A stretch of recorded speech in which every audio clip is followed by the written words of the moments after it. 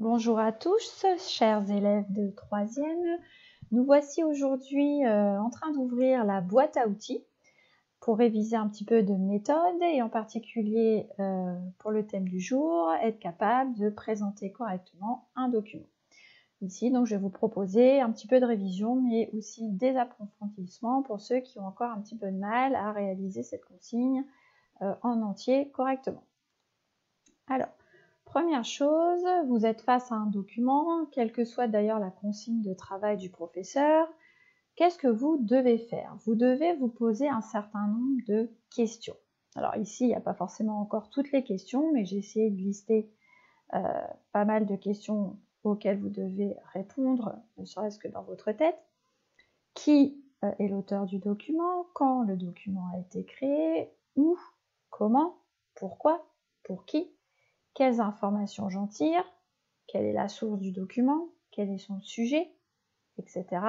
Quelle est la nature du document? Évidemment, généralement, c'est la première question que vous devez vous poser. Pour pouvoir répondre à toutes ces questions, vous devez être capable très rapidement de repérer ce que je vais appeler les éléments périphériques du document. Ils peuvent se trouver au-dessus, en dessous, sur les côtés du document. Et toutes ces petites informations vont bien vous servir justement à identifier les réponses nécessaires aux questions que vous vous posez. Par exemple, ici, vous avez le titre du document, le jugement de l'âme du scribe royal ou Nefer. Vous avez la source du document, le livre des morts. Vous avez finalement la nature du document, c'est un papyrus. Vous avez la date, vous avez l'auteur, etc., etc. Pourquoi se poser ce genre de questions et ne pas partir bille en tête dans l'analyse de documents? C'est parce que vous devez être capable d'avoir un minimum d'esprit critique, un minimum de recul par rapport à n'importe quel document qui vous est présenté.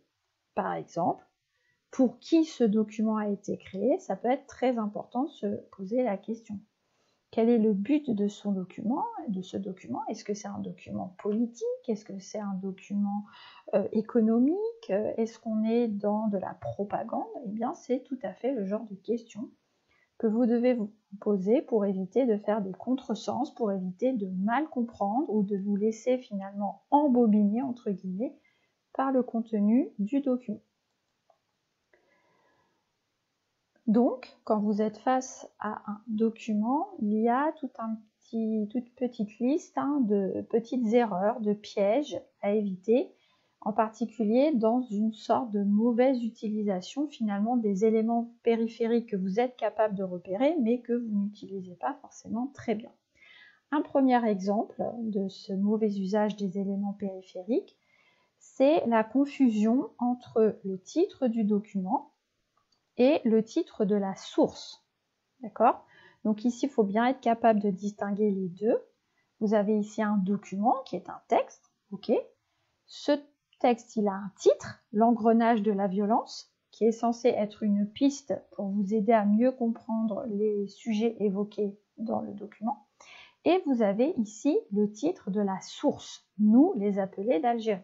Donc deux choses différentes que vous pouvez présenter dans votre phrase de présentation sans aucun souci, mais il faut bien faire la distinction entre les deux.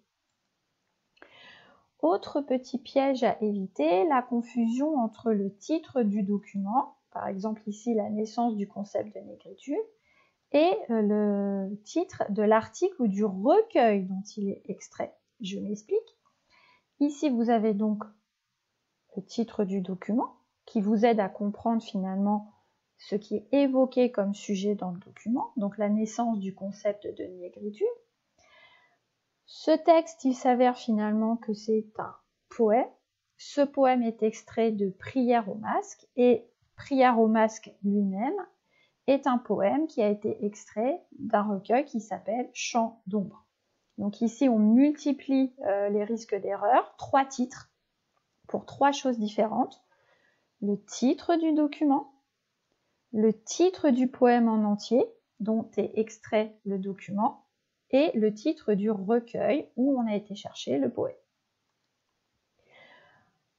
Un troisième petit écueil à éviter, savoir repérer si l'éditeur est mentionné pour ne pas le confondre avec l'auteur ou le titre. Encore une fois, ici, j'ai pris un exemple de document de votre livre de troisième.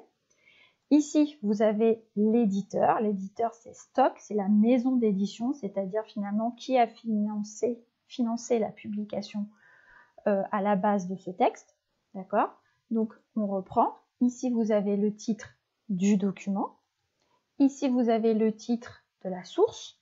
Et donc, à côté, vous avez le titre, enfin, en tout cas, le nom de l'éditeur. Encore une fois, il ne faut pas mélanger tous ces éléments. Et enfin, ici, je précise que vous avez le nom de l'auteur. Ça arrive parfois que les élèves mélangent auteur et éditeur. Donc ici, deux choses, vous voyez, bien différentes. D'ailleurs, généralement, le nom de l'auteur est placé avant le nom de l'éditeur. C'est un petit indice pour vous aider. Il peut y avoir tout un tas d'autres de petits pièges selon le document qui vous est présenté. Je pense encore, par exemple, à faire bien la différence entre la date de création du document et la date de publication du document. Mais le plus difficile pour vous, généralement, et pourtant le plus nécessaire en classe de troisième pour préparer votre entrée en seconde, vous avez peut-être déjà deviné de quoi je vais vous parler. Je vais vous parler du contexte. Le contexte, c'est toujours un petit peu la chose la plus difficile pour l'élève de troisième quand il doit présenter un document. Donc on va faire un petit rappel pour commencer. C'est quoi le contexte? Alors à expliquer comme ça, c'est quoi? Ce sont les circonstances dans lesquelles le document, quel que soit le document, a été produit. Finalement, quel était l'environnement historique, culturel, les actualités finalement qui entourent la création du document. Alors évidemment, dit comme ça paraît peut-être un peu flou. Encore une fois, on va essayer de prendre un exemple concret. Encore une fois, je suis allée dans votre livre de troisième, dans le chapitre sur la décolonisation, et je vous ai trouvé ce document. Alors évidemment, si je vous laisse le document tout seul, c'est un petit peu compliqué. Donc, je vais également vous donner les éléments périphériques qui accompagnent ce document. D'accord? Et là, il va falloir trier l'information pour être capable de trouver le contexte. Vous avez la nature du document. C'est une image du film, c'est donc une image extraite d'un film. Ce film s'intitule Afrique 50. Vous avez le nom de l'auteur, René Vauthier. Vous avez la date de création du film. Vous avez le titre du document en lui-même.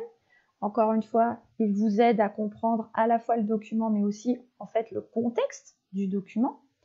Et puis, dans votre manuel, évidemment, pour vous aider à travailler, généralement, il développe un petit peu les informations de contextualisation qui sont ici. D'accord? Donc, je vous laisserai lire plus calmement tout à l'heure les éléments de contexte. Alors, évidemment, ici, les éléments de contexte sont très développés. Vous pouvez développer un peu moins, mais ça vous aide vraiment à comprendre précisément l'environnement, les circonstances dans lesquelles René Vauthier a eu l'idée de faire ce film. Maintenant, c'est à vous de jouer.